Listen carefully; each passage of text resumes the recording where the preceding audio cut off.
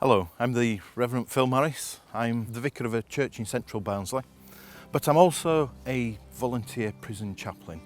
And I just want to tell you a story about a person that I met in one of the prisons that I go into. This person had witnessed a death in custody, and part of the prison's duty of care to their inmates, they organise a meeting with the chaplain.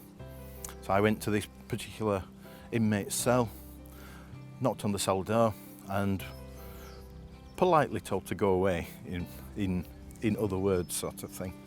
So the prisoner asked me what they need to see a chaplain for. I explained about the duty of care and invited them over to come over to the chapel just to talk about what they'd seen and if I could help them anyway. Well, this person reluctantly came across. They didn't want to know anything about God. They didn't want to do that God stuff. Well, I said we could have a cup of coffee and a couple of chocolate biscuits. You're here for 45 minutes. We'll talk about football. We'll talk about anything that you want. Anyway, 10 minutes in, this person wanted to know what I actually believed. And I was able to give a bit of testimony and explain my beliefs. And at the end of that meeting, I gave the person a little wooden cross to take away with them. They took it away. A couple of days later, I saw them on the wing and they'd put this cross up on the wall, and as they'd been laid in the cell, they'd been looking at it and they wanted to know more about Jesus. They asked me for a Bible.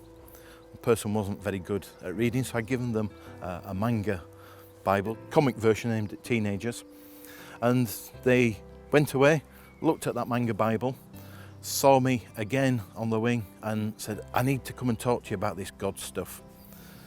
So we arranged a meeting and they was intrigued about the cross. They'd had it up on their cell wall and they looked at it every day, and they'd started to talk about whether they could be forgiven and what the cross actually meant. 3 months later, we baptised that person and they were released from prison early. They was worried of going back to where they'd come from because there was people there that had caused them to get into trouble. And as they travelled home on the train, they kept this cross in their hands. They was amazed at how powerful this cross and how much comfort it had brought them.